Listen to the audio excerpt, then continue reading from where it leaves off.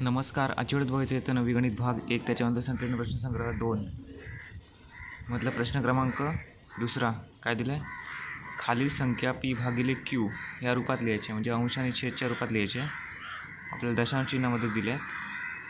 तर आजच्या वेळेत आपल्याला फक्त दोन संख्या बघायच्या आहेत. 0.555 ही पी आणि क्यूच्या स्वरूपात कशी येते ती, आणि दुसरी काय 29.568 याला आवर्ती दिली आहे. ओके, हे पण 5-5 संख्या रिपीट आहे, म्हणजे याला आवर्ती चिन्ह असणार आहे.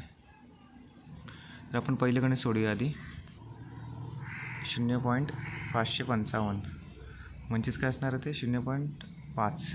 ओके, असं आवर्ती, कारण 5-5 संख्या ही परत परत आली आहे ना, म्हणून. तर आपण काय करूया, पहिले x बरोबर 0.5 मानूया. ओके, ह्याला आपण समीकरण नंबर 1 देऊया. आता दोन्ही बाजूला आपण 10ने गुणूया. 10ने का, कारण दशांश चिन्ह एकच घर मागे आहे ना, म्हणून. तर इथे लिहूया दोन्ही बाजूला 10ने गुणू. 10ने गुणल्यानंतर होणार काय, 10 गुणिले x 10x. ओके, आता 10 गुणिले 0.5 किती असणार आहे 5, परंतु इथे 5-5 रिपीट असल्यामुळे 5.5 लिहूया. ओके, याला तर समीकरण नंबर 2 मानूया. आता समीकरण 2मधून 1 आपल्याला वजा करायचं आहे. ओके, समीकरण 2मधून समीकरण नंबर 1 काय करू, वजा करू. ओके, अशी गणितं आपण सराव संचामध्ये बघितली आहेत. 10x मधून आता मी 10x वजा x, त्याच्यानंतर 5.5 वजा 0.5. ओके, 5.5मधून 0.5 गेले, किती राहिले 5. 10xमधून x गेले, किती राहिले 9x. ओके, आता एक्सला इथेच ठेवायचं, आपल्याला एक्सचं उत्तर काढायचं ना. 9ला इथे नेऊया, म्हणजे काय होणार, इथे गुणिले बरोबर चिन्हाच्या या साईडल्यानंतर होणार भागिले 5/9. हेच उत्तर आलं आहे अंश आणि छेदच्या रूपात. ओके, आता दुसरं गणित बघूया.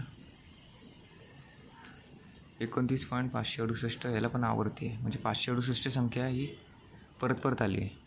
ओके, आता सेम विचार का, x बरोबर 29.568 या समीकरण नंबर 1 देऊया.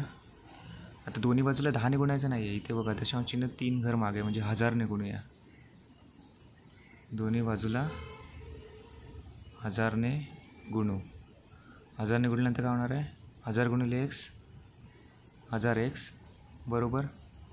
आता बघा 1000 गुणिले 29.568 म्हणजे 29,568.568. का, तर ही रिपीट संख्या आली ना 568, म्हणून हे समीकरण नंबर 2 मानूया. आता समीकरण 2मधून 1ला वजा करायचं आहे. आता लिहूया आपण समीकरण 2मधून समीकरण काय 1 वजा करू. ओके, वजा केल्यानंतर काय असणार आहे, हे बघा 1000x वजा समीकरण 1 काय x आहे बरोबर. 29,568.568 वजा 29.568. ओके, दोघांची वजाबाकी किती येते, आधी पहिल्या ह्याच्यातून वजा करूया. 999x बरोबर